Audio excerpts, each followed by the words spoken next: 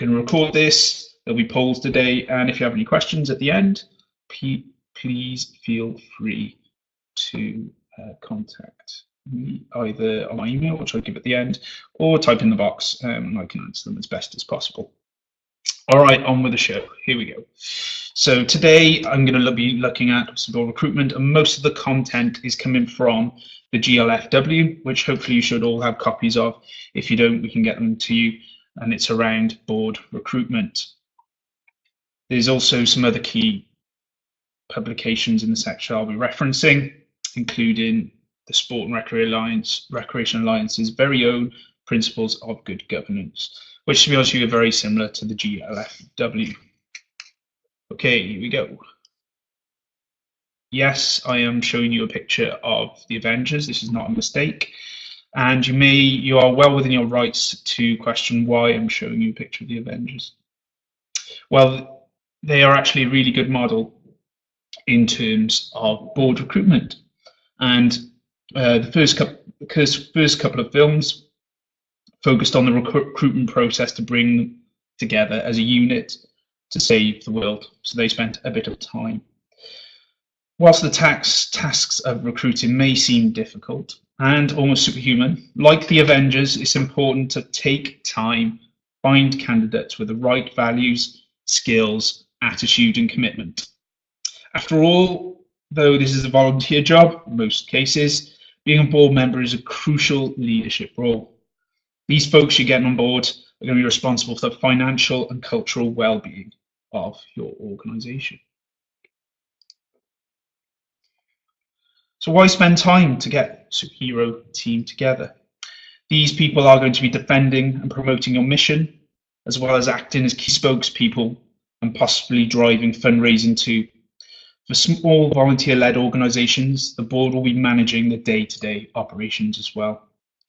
By going through this application process and review process, you can take time to really get to know potential board members and lay the foundations for building a strong relationship.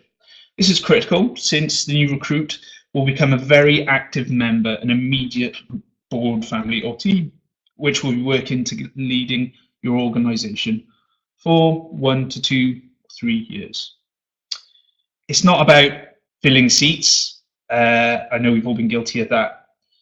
An established recruitment process, and that includes one with a well-defined role and expectations, as well as an application and screening process, ensures that all candidates are qualified and evaluated using consistent criteria.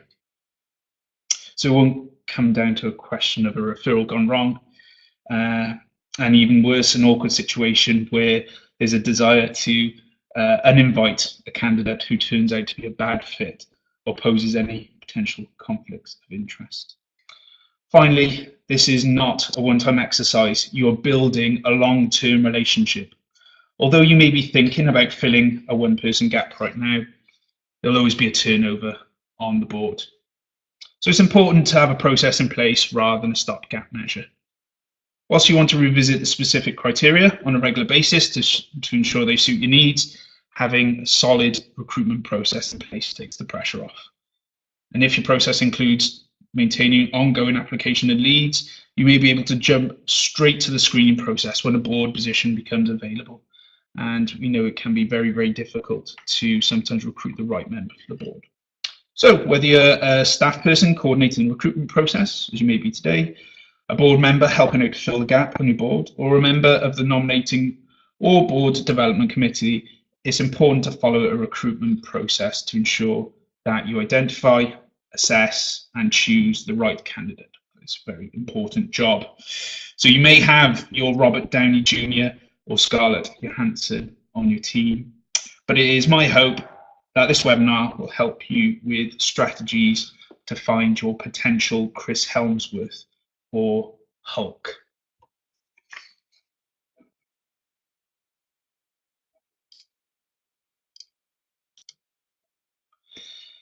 Throughout this presentation, we're going to look at 4 steps to board recruitment heaven, and through following this process, hopefully it should be a quite seamless process to get people on your board. First of all, we'll look at how to identify what your board needs, not what it wants, where to find your next director, consistently selecting the right person and then easing them in gently or not. We'll see later. Finally, lunchtime bonus. We're going to look at the topic of get someone in who doesn't play your sport. So let's take a quick survey or poll. Here we go. I'm going to see if this works this first time. Here we go. Okay, so getting on board new research. So that's 74% of charities find trustee recruitment difficult. So my question to you is, I think if you can put your votes in now, it's a bit like Who Wants to Be a Millionaire, it's just great. Which percentage of adults will be interested in being on the board of a charity? Okay, we've got 7 out of 12. They can't phone a friend. You might be able to, but I won't be able to hear you. So still 3 more who are undecided. I'm going to give you 3 more seconds. 1, 2. Okay, that's it. End of the voting. Let me share results with you. I think everyone should be able to see the results there. So you can see it's a mixed bag there. 21%.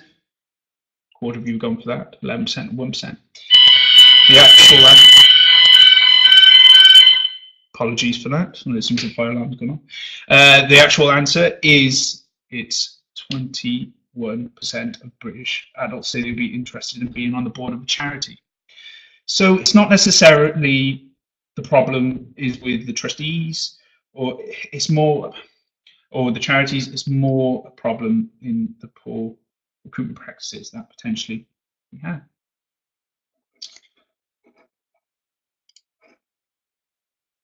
Okay, so you may know these guys, and when it comes to recruitment, one of their song lyrics definitely rings true.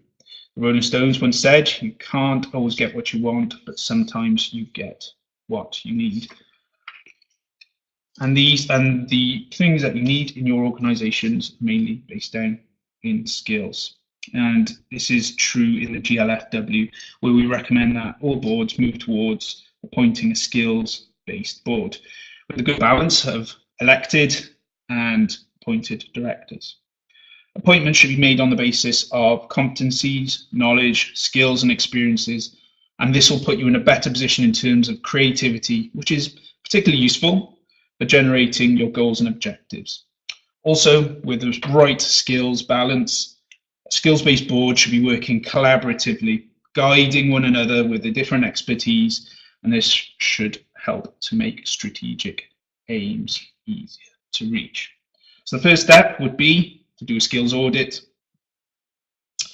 and this should form a key part of the recruitment practices. When carrying them out annually, you can assess the current balance of your board and where their needs are.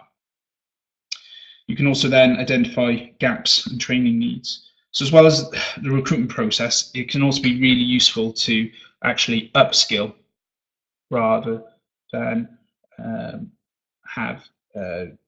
actually recruit new people on board. Learning development is obviously a continual process, and every member is you can provide every member with ongoing training and development to perform their role more effectively. And here's some examples of some skills that you may want to look for. And the important thing here is that whilst this is a list, and this is a very nice list, it's not necessarily the list that your organization needs. You can choose which skills that you require in relation to your strategic plan, and also the size of the organization you're in. It's also important when you do a skills audit that it should be a collective contribution of skills. Not one person or any individual on the board should hold every skill. All right, so we're going to do a second poll here. And we're going to go with, there we go, if you can vote. Have you completed a skills matrix for your board? Simple yes or no for this one.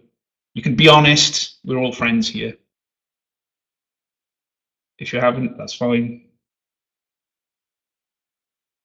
Okay, I think there's a couple of people. I'm just going to end it there. Okay, so awesome.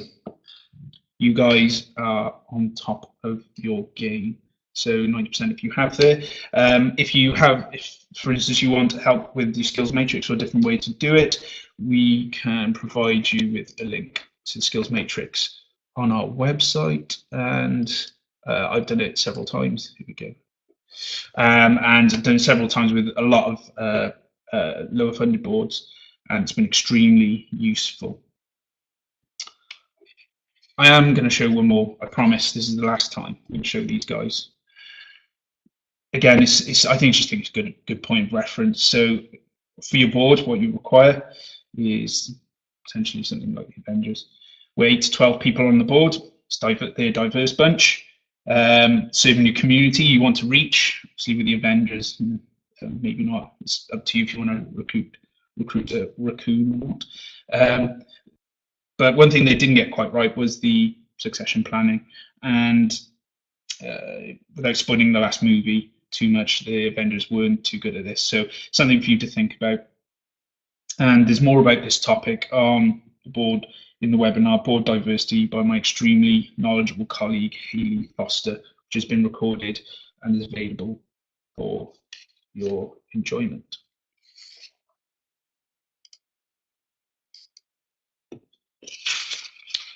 Okay, so now you've got a list of what you need. The second bit is to actually go for recruitment. The best case scenario is that you've already recruiting now as I'm speaking. So having the leads and maintaining a potential list of candidates throughout the year. And if your organization has a process in place to keep track of these individuals, you can simply pull up their information and begin screening those candidates. However, if there's no pre-existing list or database of volunteers, you might want to develop a process for gathering stories and information from here on in. You can do this via a specific board application form, a general volunteer application form, an online database, or at the very least a spreadsheet. And I appreciate that you may be lucky enough to have folks to offer their services. In many cases, this is not the case, and there's a perception that you actually need to be asked or be invited to serve. So if you don't have any leads or board candidates, here are some ideas where you can find your next person with the right skills. First way is to get word of mouth. It's quite simple, and go and ask everywhere. Friends, families, colleagues, associates, neighbours, community members, clubs, sporting teams, church, etc. Spread the message far and wide. You're looking for someone to join your board. The other methods are to publicise within your network, newsletters, email lists, etc. And if you were to then identify candidates from that wider network, you may actually want to consider writing a newsletter article or a post on your organisation's blog or forum that shows how awesome it is to be part of your organisation. Another cool idea I came across when I was researching this webinar was to put that article or website on your regarding your amazing event or why it's awesome to be in your board, and post it on Facebook. And then anyone that does happen to like your post, go and follow them up and ask if they would like to be part of the board. If you can't find anyone internally, then look externally, and Sport Wales and the Sport Recreation Alliance, we have a service to post up your job ads online and to recruit people for your board, so you can use us.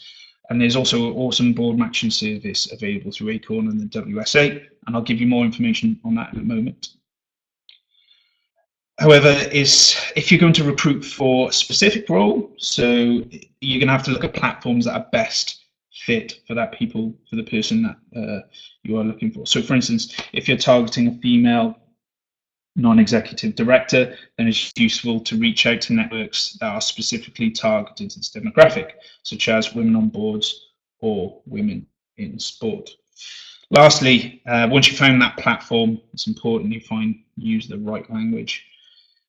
This is going to influence the type of individuals that you want to recruit. For example, you may not want to write a 10-page recruitment with really difficult to understand terms if you're looking to recruit a junior officer to look after the junior part of your organisation. We also have a step-by-step guide to write a good job description, again available at the Alliance if you so choose, if you need any help with that. So looking at a case study very briefly, this is an excellent example of recruitment through Swim Wales. They use the WSA Acorn Executive Search Programme to find to recruit 3 new members of the board. After going out and putting their advert out online, they actually received 90 applications. And they eventually decided then to take 5 on the board, and they have a list of people that do wish to join.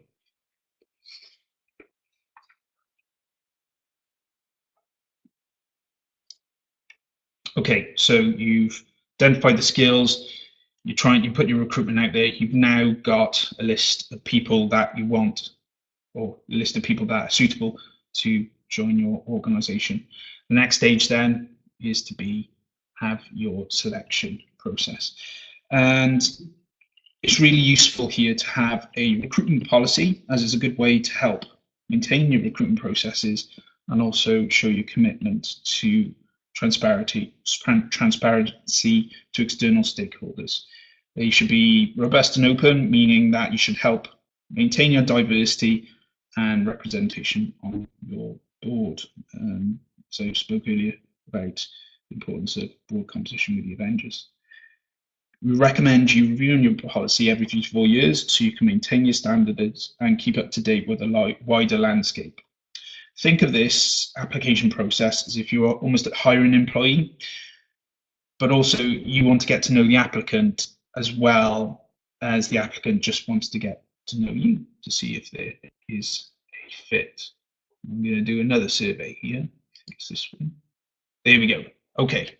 So when was the last time you reviewed your recruitment policy? In the last year? Again, we're friends here, so just be honest. In the last year, 2 to 3 years ago, 4 to 5 years ago, 6+ years, or if you don't have a recruitment policy, but really like assistance in getting one.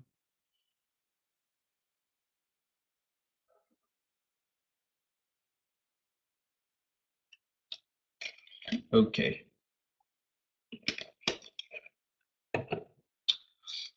Let's share your results then. So it's great. So most of you then have reviewed your recruitment policy in the last year, and some people there that require help, but acquire some help. Don't worry, the Sport and Recreation Alliance can assist you with reviewing your recruitment policy.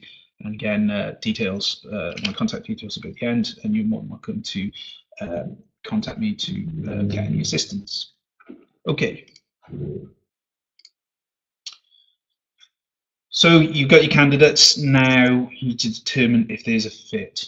I think this is an important part of the process because you can get someone, you've obviously got many candidates, but actually ensuring the fit is probably the most important thing you can do in terms of the recruitment process. So you'll obviously have an application form, and this will help you gather and collect information. But also, and I'm sure you've been through this process before, but so I'll just skip to it. I think it's really important that you want to discuss on the application form, and people provide you with information of why they want to join the board, what would they hope to bring to the board, and what they would like to get from the board membership, and any questions that they may have. Again, this is almost a two-way process.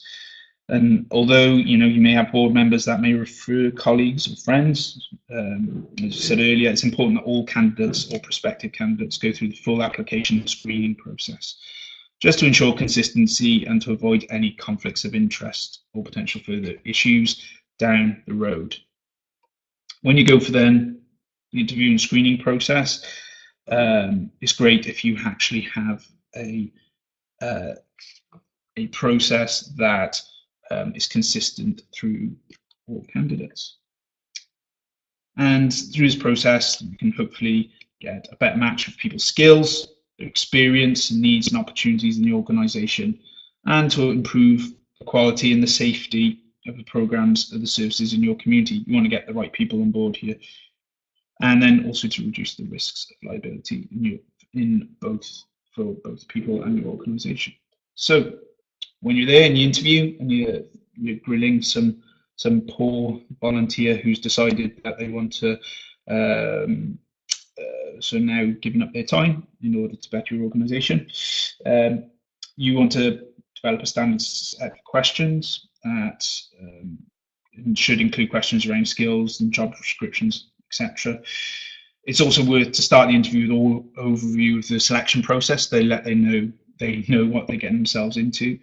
Provide an overview of the organisation, missions, objectives, and go over the board role descriptions. They probably received this beforehand, but it's always good to mention it before the start of the process.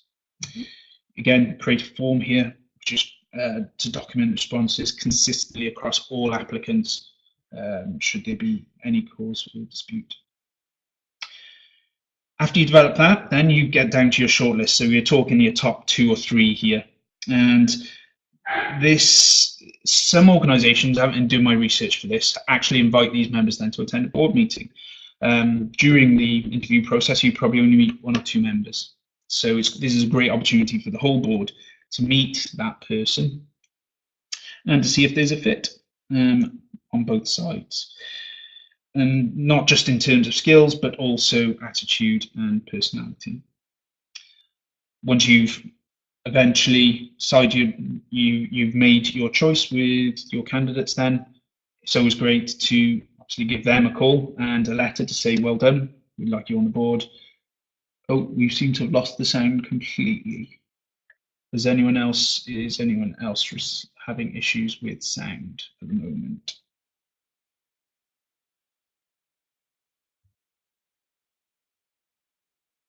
Okay.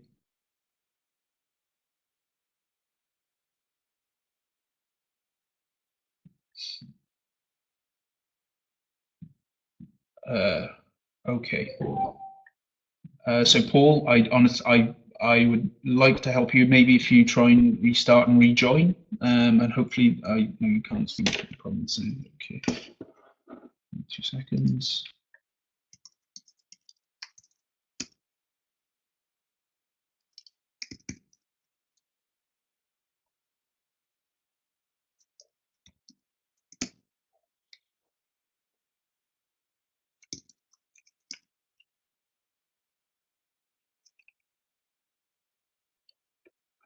Okay.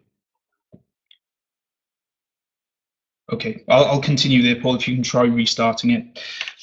So the final, you obviously want to get a letter and a phone call to prospective candidates, but this is a perfect opportunity here to not only get some of the other candidates, give them a call, give some feedback and a bit of positive. Oh, good, excellent. That's okay, no worries, Paul.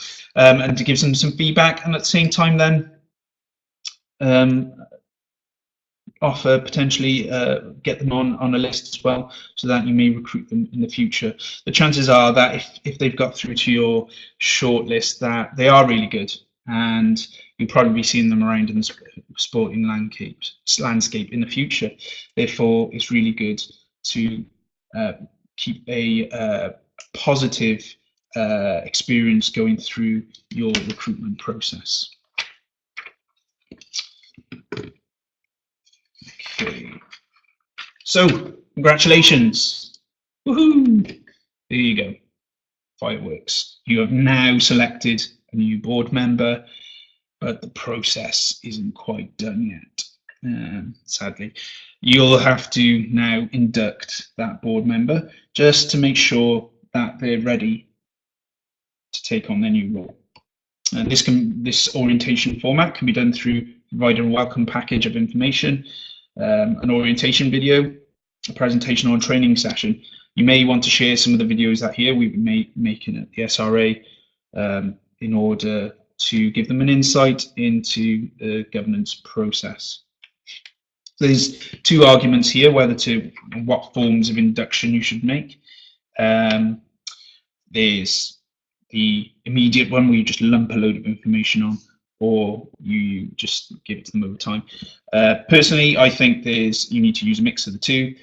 Here, as soon as they come on board, you need to give them the the very important policies that they need to access immediately.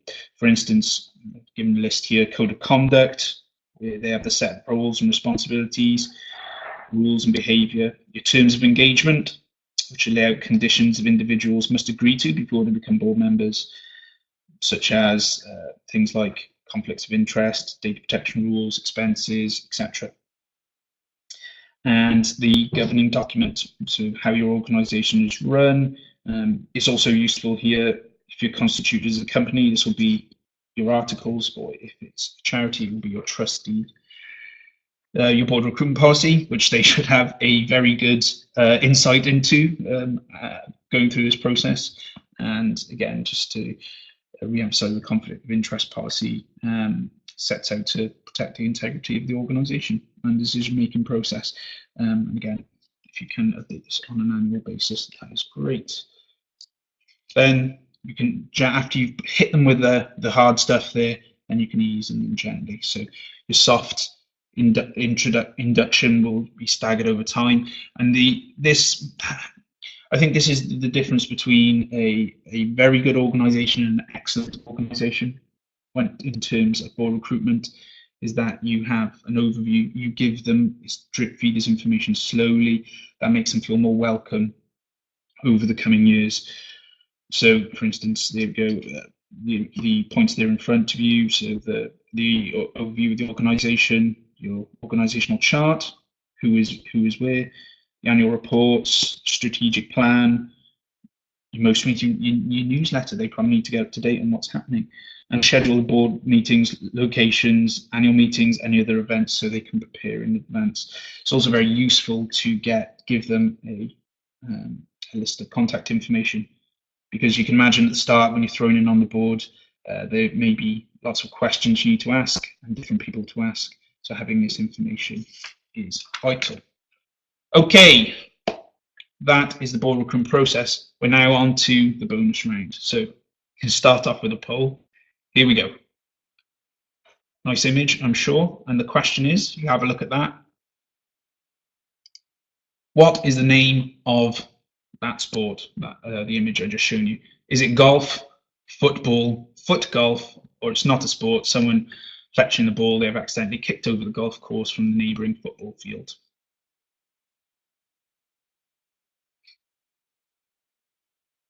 Okay, the votes are coming in.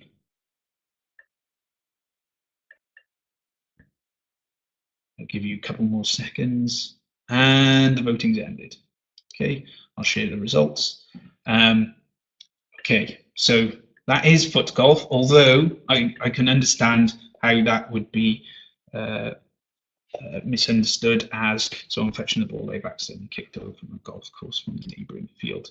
So the reason I put this up is that when you invite people into your sport that may not know your sport, it can actually have benefits. So looking at foot golf here, obviously inviting football onto the golf course, this has in some ways saved many golf courses up and down the country, as it provides a new audience to actually use the courses, and therefore makes it provides a bit of stability for golf, as well as a fantastic new sport, which I encourage you to try. It is quite a lot of fun. So this process, as we know it, is known now as independent directors. And the reason these guys are incredibly useful are as follows. They're not really closely tied to the company as executive and investor board members, if you have any investors on board. And this can allow the independent director to be more impartial and objective. The independents also want to be there.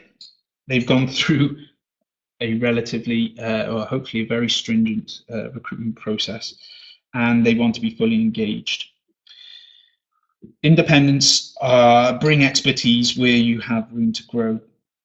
So, for instance, if there is a change in your organisation and you, to the strategy, for instance, you need to get someone in to do your social media, you may want to recruit someone who is an expert in that, and you can actually get those skills.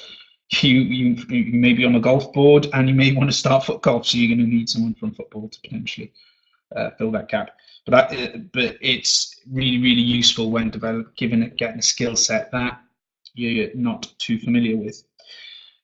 Independence is also great for conflict resolution. I'm sure I don't need to tell you this, you're all on boards, and at some point there will be some kind of conflict.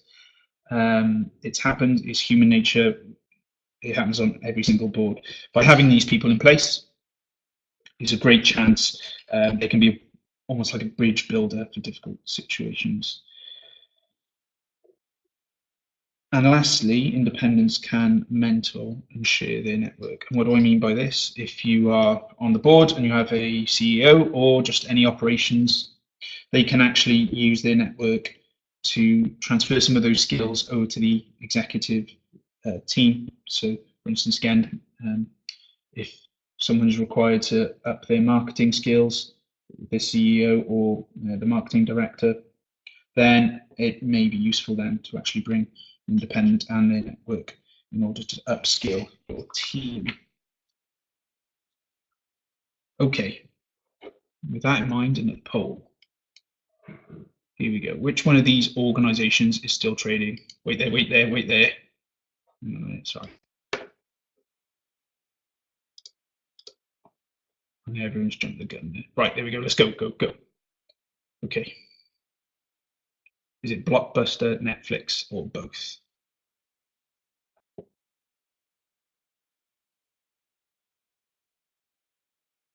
Oh, someone's changing their mind. Oh, no, they've added it on. Right. A couple more seconds here. Okay, so I'm going to end up voting. Share the results here. Okay, so 0% think Blockbuster is still trading, 78% think Netflix, and 7% think both. The answer is both. However, there's one main difference. Netflix is obviously a massive dominating force in the market. Blockbuster has currently one store left in America. Difference, Netflix has put a lot of emphasis on having independent directors in their board, and they attribute this to having surviving and growing in a competitive marketplace. Okay, so just have a quick review through the recruitment process. First of all, first thing you need to do is to find out exactly what you need, what skills you need in order to make your board stronger to achieve your strategic goals. Secondly, then, you can recruit internally or externally using the methods described before. Then select consistently using a recruitment policy and process. Then spend time on induction, first of all, giving them the lot of really important information up front, and then giving them the softer information to ease them in and make them feel welcome over the next couple of years. Lastly, as we just discussed there, independent directors can take your board to the next level, and inviting someone who knows nothing about your sport can be extremely useful. Call to action. These are the questions you should be asking yourself now after this this lunchtime seminar or webinar, I should say. Do we know what skills are on the board? Are we recruiting at this very moment? Are recruitment policies up to date? And do we have a comprehensive induction program in place? Also, maybe worth considering how many directors on the board are from outside sports. That concludes today. I hope through this little lunchtime session that you have a little bit more of an insight into the board recruitment process. If not, you now have a very good excuse to go and watch the Avengers movies during your board meetings. So any questions you may have, please feel free to contact me on those details. I appreciate it's been very quick. So if there's anything you want more detail, just let me know. Last but not least, there's some other training events available. On the 9th of October, we have another webinar, Surrounding Risk Management, delivered by Mr. Robert Tate. And then finally, on the 20th of October, there's this conference, the Arwain Conference at Sport Wales, which hopefully you've all received details about. And this is a very unique conference, and I really encourage you and your board members to attend. The reason being is that it provides you with the key details of what you require. With governance, it only lasts maximum for 4 hours. And on top of that, then there'll be lots of opportunity for networking and examples from other NGBs that are going to come in and talk about their governance, not only just the successes, but the failures as well. So that's on the 20th of October. It's on a Saturday between 10 and 2:30, and it would be great to get you there in this very new governance format, where we cut all bump and just giving you the key information. Also, any further future webinars you can then access on that web link above. And I think that's it from me. So thank you very much for listening and giving your time up. I appreciate you're all very busy people. So thank you for your time.